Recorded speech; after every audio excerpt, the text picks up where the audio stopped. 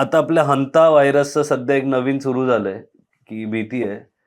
असंच काही 5 वर्षापूर्वी कोविड आला कोविड होता आला. आणि कोणालाच अपेक्षा नव्हती की काय होईल, कसं होईल आणि मुंबई म्हणजे त्यावेळेला की सोशल डिस्टन्सिंग करा, लांब-लांब राहा. मुंबई एवढुसं शहर आणि एवढी लोकं. अशक्य होतं. पण BMCनी असं काम केलं की मुंबईमध्ये काही वाटलंच नाही की एवढा मोठा पॅन्डेमिक येऊन गेला आणि त्रास झाला. तर त्याबद्दल आधी त्याचं चांगली बाजू सांगा, मग आपण SITकडे येऊ. मला आठवतंय मार्च महिना होता, 4 मार्च. त्यावेळी आपल्याकडे 42 पेशंट होते आणि त्या दिवशी मी तिथे राजेश टोपे साहेबांकडे होतो. की आमचे एक मित्र आहेत, डॉक्टर आहेत न्यूयॉर्कमध्ये. त्यांनी एक नॅनोसोमा नावाचं एक औषध त्यावेळी, आजही ते आहे, निर्माण केलं होतं आणि त्यांनी काही सॅम्पल्स पाठवले होते. तर मी त्यांच्याकडे घेऊन गेलो होतो की तुम्ही याचा जरा वापर म्हणजे कसा करता येईल, लोकांपर्यंत कसं जा, थोडं महाग आहे. तर त्यानिमित्ताने मग त्यांना मी ते दिलं वगैरे. पण त्याच्यानंतर पुढे काही झालं नाही, पण मला खूप उपयोग झाला त्याचा, का आम्ही सगळे ते वापरत होतो वगैरे. मुख्य म्हणजे जेव्हा कोविड आला तर 2च माणसं मुंबई महापालिकेत होती, मुंबईचा कामगार आणि मुंबईचा अभियंता. बाकी सगळे बिळात होते. ही वस्तुस्थिती आहे, मी तुम्हाला सांगतो. तो जर तुम्ही हजेरीपट काढला तर मुंबई महानगरपालिका कामगार आणि अभियंता याच्यासाठी होता की आम्ही एका महिन्यात म्हणजे 31 मार्च किंवा एप्रिलचा पहिला आठवडा सगळ्या शाळा असतील, जे आयसोलेशन सेंटर असतील ते सगळे तयार केले आणि स्वतः पदरमोड करून केलेत. पंखा नाही, हे नाही, ते नाही. मुंबईच्या महापालिकेच्या, मी तुम्हाला अतिशयोक्ती सांगत नाही, स्वतःच्या खिशातनं टाकून सगळे केलेले आहेत. आणि नंतर आलेले जम्बो सेंटर्स, हे ते वगैरे. त्यामुळे आणि मुंबईच्या या इतिहासामध्ये तुम्हाला कोणी सांगणार नाही, 638, ज्याच्यामध्ये आमचे डेप्युटी म्युन्सिपल कमिशनर आहेत, त्याच्यानंतर असिस्टंट कमिशनर आहेत, असिस्टंट इंजिनियर्स आहेत, सब इंजिनियर्स आणि कामगार, की ज्ञातच नाहीत. काही तर मला माहिती आहेत, पण हे जे 638 आहेत, हे शहीद झालेत ना त्या कोविडमध्ये. कोविड वॉरियर्स आपले. Covid warriors. पण त्यांनी ते केलं नसतं. धारावीसारखं आहे. धारावीत जर त्याचा प्रादुर्भाव वाढला असता काय राहिलं असतं वगैरे. मग एवढं असून सुद्धा बघा, आपण त्या राजकारणात जायचं नाहीये, परंतु त्याच मध्ये आमची जी गळचेपी झाली होती, त्यामुळं मी जे कोणी तत्कालीन होते त्यांच्यापर्यंत मी पोचवले होते. पण त्यांनी सांगितलं, अरे तुम्हाला काही अडचण नाहीये, याच्यात थोडं राजकारण आहे. पण राजकारण असलं तर पण तुम्ही आमच्या घरावर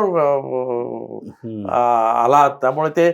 आणि म्हणून मला आठवतं की त्या तत्कालीन ज्यावेळी आयुक्त होते इक्बाल सिंग चहल साहेब वगैरे, त्यांनी पण या ह्याच्यामध्ये सहकार्य केलं. मग नंतर मी त्यांना सांगितलं की साहेब, ही बाजू जी आहे, जोपर्यंत आपण न्यायालयात जात नाही तोपर्यंत तुम्हाला न्याय मिळणार नाही, अशक्य आहे.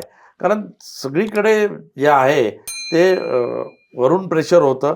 कोणाचं होतं, काय होतं, काय माहीत नाही.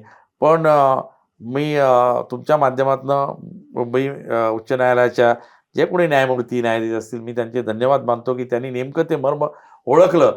कारण त्यांनी जे कोण तपास अधिकारी होते त्यांना सांगितलं की अर्ध्या तासात त्यांना इथे बोलवा आणि याच्यामध्ये क्रिमिनल अँगल काय मला सांगू शकले नाही.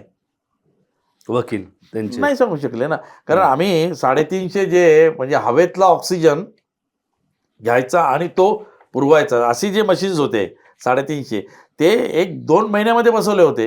हां, ठीक आहे, एखाद दुसरं काहीतरी काय म्हणतात ना, प्रशासकीय अडचणी त्या हेरल्या त्यांनी, की नाही एवढं तो उशिरा त्यांनी केलं, मग तुम्ही त्याला एवढा दंड मारायला पाहिजे होता, तेवढा केला.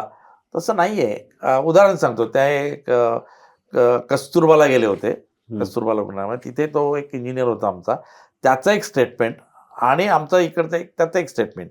आमच्याकडे काय होतं की प्रोजेक्ट करणारे एक विंग असते आणि ते मेंटेन करणारी एक दुसरी विंग असते. आणि मध्ये जो असतो तो कंत्राटर असतो. कंत्राटदार काय करतो की या प्रोजेक्ट विंगला हँडओव्हर करतो आणि प्रोजेक्ट विंग नंतर याला हँडओव्हर करते. मेंटेनन्स. कंत्राटदाराचा रोल याला दिला की संपतो, कळलं का? तर ते तपास अधिकारी त्यांना काय वाटतं की इथून इथे इथपर्यंत डिले पाहिजे, तो 3 कोटीचा नसून तो 6 कोटीचा आहे, असं काहीतरी ते होतं. पण मी ते न्यायालयाला ते बरोबर ते त्याने जे काय म्हणायचं होतं ते म्हटलं. आणि मग 1857चा आपला एक कायदा आहे, त्यावेळी आपली प्लेगची महामारी झाली होती. त्याच्यामध्ये एक चौथा मुद्दा आहे की तुम्ही चांगुलपणानं जे काय कराल त्याला कुठली चौकशी नाही, कुठली ऑडिट नाही, काय नाही.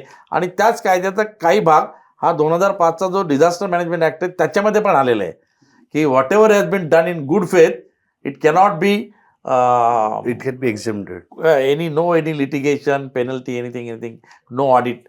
आणि नेमकं मग ते सांगणार कोण तर आयुक्तांनी सांगायला पाहिजे. तर ते सांगायला जवळजवळ 2 वर्ष घेतली. मग आम्ही सुचवलं तुम्हाला सांगता येत नसेल तर मग एक कोण निवृत्त न्यायाधीश असेल किंवा इतर कोणी तुम्हाला वाटत असेल त्याला द्या. मग आम्ही अलाहाबाद उच्च न्यायालयाचे जे निवृत्त मुख्य न्यायाधीश आहेत दिलीप भोसले साहेब, म्हणजे प्रशासनाला सांगितलं, त्यांनी ते केलं. आणि मग त्यांचा जो रिपोर्ट आहे त्याच्यावरती ते सांगितलं की नाही, म्हणजे whatever has been done is done in a good faith.